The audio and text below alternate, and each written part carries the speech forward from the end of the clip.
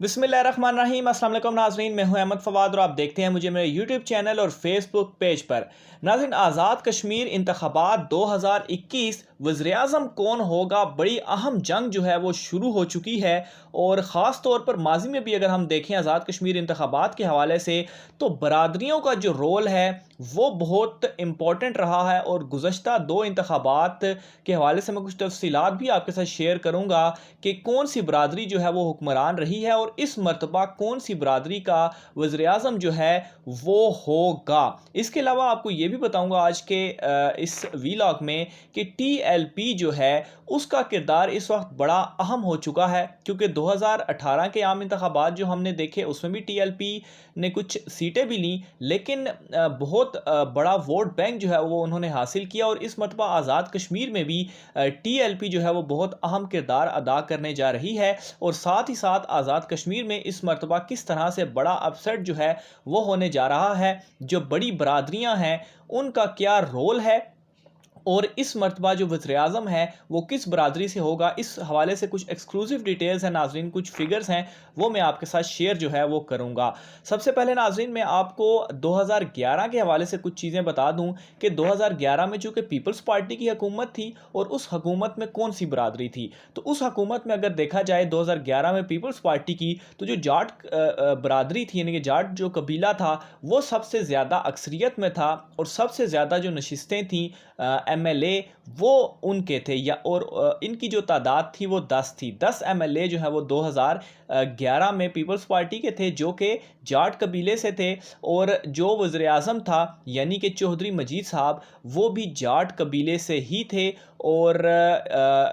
दूसरे नंबर पर अगर जो बरादरी हम कहें तो वो गुज्जर बरादरी थी, जिनके कुछ 7 से 8 जो एमएलए थे। और फिर उसके बाद जो राजपूत बरादरी है वो आती थी और उनके कुछ 6 एमएलए थे। फिर इसके अलावा जो दीगर थे उनके भी थे, लेकिन बड़ी जो है वो ये तीनों थीं। तो पीपल्स पार्टी के दौर में एक तो जाट कबीला जो है वो हुक्मरान रहा, उनकी जो है वो एमएलए भी सबसे ज़्यादा थे। और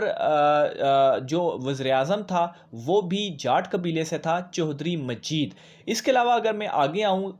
अगले इंतखाबात के ऊपर 2016 के हवाले से, तो 2016 में जो सूरत हाल थी वो बिल्कुल उलट हुई। और 2016 में राजा फ़ारूक हैदर जो कि वज़ीर-ए-आज़म मुंतखब हुए वो थे राजपूत बरादरी से। और 2016 में अगर सबसे ज़्यादा नशिस्तें यानी कि एमएलए जो थे वो भी राजपूत बरादरी से थे और उनकी जो तादाद थी वो 10 थी। लेकिन जो जाट कबीला था वो उनके भी एमएलए थे वो 8 थे। और गुज्जर जो बरादरी थी बरादरी था उनके जो है वो 9 एमएलए थे। बहरहाल राजपूत बरादरी जो थी वो अक्सरियत में थी। और जो वज़ीर-ए-आज़म था वो भी राजपूत बरादरी से था, जिसका बड़ा जो है वो इम्पैक्ट पड़ा। और इस हवाले से भी बहुत सारी इतलात हैं कि राजा फ़ारूक हैदर ने अगर हम कश्मीर में हम सूरत हाल देखें तो हर इदारे में जो सब सेक्रेटरीज़ वगैरह लगे मुस्लिम लीग नून के दौर में, राजा फ़ारूक हैदर के दौर में, वो तमाम जो थे वो राजपूत बरादरी से थे। बल्कि मज़ीद ये भी इतलात हैं कि जहाँ इन्हें अपनी बरादरी का कोई बंदा नहीं मिलता था, मिसाल के तौर पर उसमें ये क्या करते थे, वहाँ मुज़फ़्फ़राबाद डिवीज़न से कोई ब्यूरोक्रेट जो है वो ढूंढा जाता था और उसे जो है वो लगाया जाता था। इसके अलावा नाज़रीन हर ज़िले में जो कुछ अफसरान छोटे अफसरान जो थे वो भी राजपूत बरादरी से ही लगते रहे। यानी कि 2016 में आज़ाद कश्मीर के ऊपर जो हुक्मरान रही वो चूँकि वज़ीर-ए-आज़म जो था वो राजपूत बरादरी से था। बेशक ऑब्वियसली वो जो हुकूमत थी उसमें गुज्जर और जाट कबीले के भी लोग थे, लेकिन हुक्मरानी जो थी वो राजपूत कबीले की रही। और हमने देखा कि किस तरह से जो एक राजा फ़ारूक हैदर नारा भी लगाया करते थे एहतसाब का या बाकी चीज़ों का, तो उसके ऊपर वो पूरा नहीं उतरे। और एंड पे उन्होंने भी वही काम किया, नवाज़िशात की और अपनी बरादरी के जो लोग थे उन्हें जो है वो हर जगह पर लगाया। और राजपूत कबीला जो था वो हुक्मरान रहा और हर पूरे आज़ाद कश्मीर में यही राजपूत कबीला जो है वो छाया रहा। लेकिन अब 2021 के हवाले से मैं नाज़रीन बात करूं तो 2021 में پی ٹی آئی کی جانب سے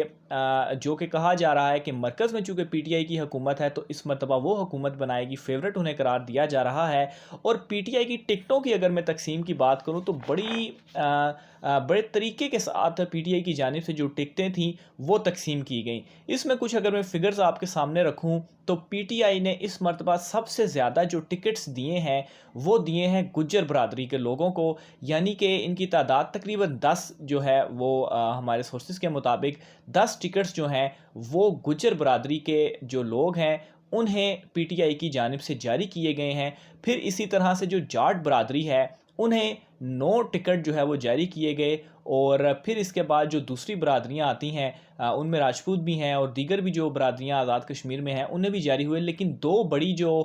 برادریاں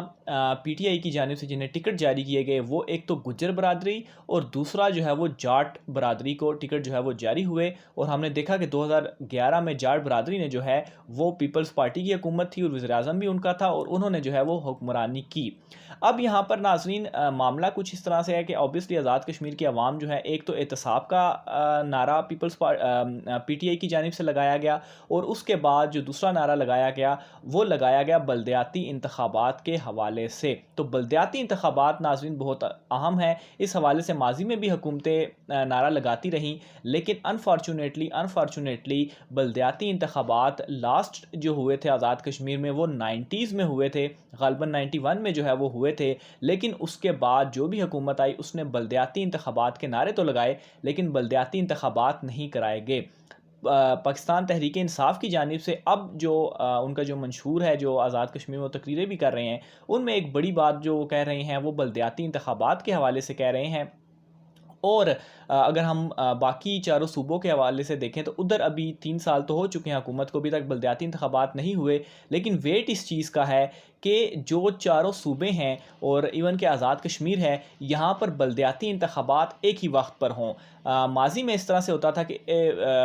سندھ میں کسی اور وقت بلدیاتی انتخابات ہوتے تھے، بلوچستان میں کسی اور وقت ہوتے تھے، کے پی کے میں کسی اور وقت ہوتے تھے، اسی طرح سے آزاد کشمیر میں تو خیر 90s میں ہوئے تھے۔ تو جو چاروں صوبے تھے ان چاروں صوبوں میں پنجاب میں بھی جو ہے وہ ان کا جو وقت تھا بلدیاتی انتخابات کا ان میں بہت زیادہ گیپ تھا، جس کی وجہ سے جو حکومت تھی اوپر سے اس کو بہت زیادہ پرابلمز رہتی تھیں، یعنی کہ ابھی پی ٹی آئی کی حکومت تھی تو نیچے بلدیاتی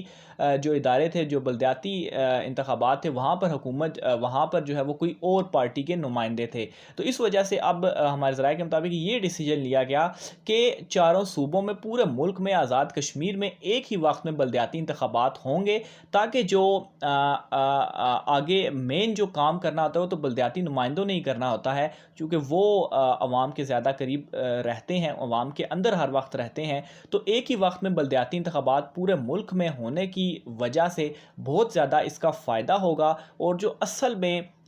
جو اوپر سے حکومت بجٹ یا جو کام عوام تک پہنچانا چاہتی ہے وہ بلدیاتی نمائندوں کے ذریعے پہنچا سکتی ہے۔ تو یہ ایک بہت بڑا ایک فیصلہ اور بڑی ایک جو ہے وہ پی ٹی آئی کی جانب سے اہم حکمت عملی بھی ہے، اور ان انتخابات میں ان کا نعرہ بھی یہی ہے۔ بہرحال آزاد کشمیر کے حوالے سے دوبارہ میں برادریوں کے اوپر آتا ہوں تو آزاد کشمیر میں اس وقت ہمارے ذرائع کے مطابق جو سب سے بڑی برادری ہے وہ گجر برادری ہے۔ پھر اس کے علاوہ اگر ڈویژنز کے اوپر آئیں تو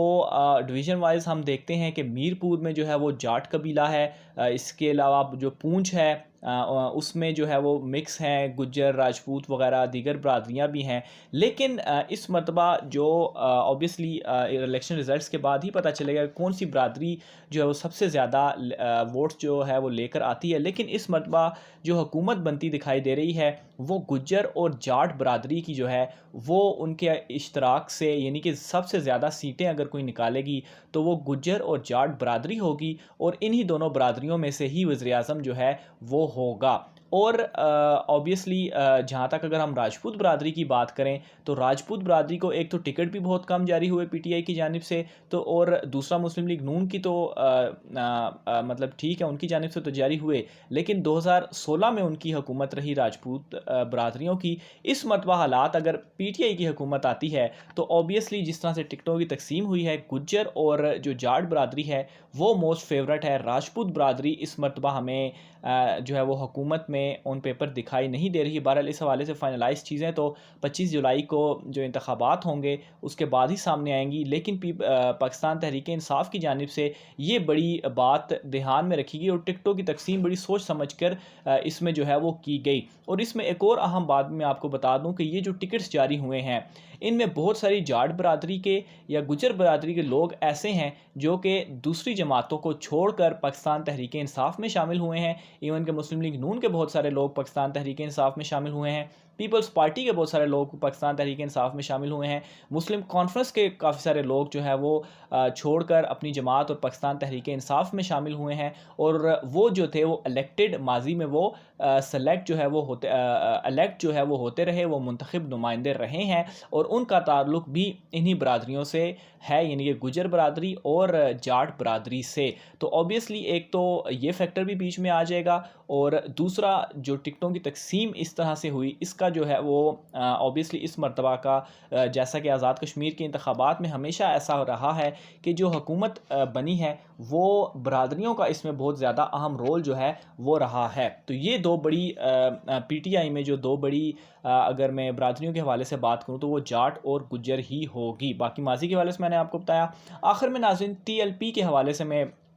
آپ کو کچھ ڈیٹیلز بتانا چاہتا ہوں. تو ٹی ایل پی ناظرین جس کے اوپر پہلے تو یہ خبریں آئیں کہ شاید الیکشن کمیشن کی جانب سے ان کے اوپر بین کیا گیا, لیکن بعد میں الیکشن کمیشن نے کلیئر کیا کہ ایسا کچھ بھی نہیں ہے, یہ فیک خبریں وغیرہ ہیں. تو ٹی ایل پی انتخابات اس مرتبہ بھرپور حصہ لے رہی ہے اور آزاد کشمیر کی 33 نشستوں میں میکسیمم امیدوار جو ہیں وہ ان کی جانب سے کھڑے کیے گئے ہیں. 2018 کے عام انتخابات میں ہم نے دیکھا جائے تو ٹی ایل پی کا بڑا اہم رول رہا ہے اور بہت بڑی تعداد میں ووٹ جو ہیں وہ انہوں نے حاصل کیے, جس کی وجہ سے بہت ساری جو دیگر جماعتیں تھیں مسلم لیگ نون, پاکستان تحریک انصاف اور پیپلز پارٹی, ان کی بڑی تعداد میں جو ووٹ تھے وہ ٹوٹے اور ٹی ایل پی نے حلقوں میں بڑا اس سے امپیکٹ کریٹ جو ہے وہ کیا. اور اس مرتبہ آزاد کشمیر کے انتخابات میں بھی ٹی ایل پی جو ہے وہ بڑا اہم رول ادا کرنے جا رہی ہے, کیونکہ یہ کسی بھی جماعت کے جو ووٹ ہے وہ توڑ سکتی ہے اور اس سے دوسری جماعتوں کو بہت بڑا لاس جو ہے وہ ہو سکتا ہے. ٹی ایل پی اور دوسری اگر کسی مذہبی جماعت کے حوالے سے بات کروں تو جماعت اسلامی بھی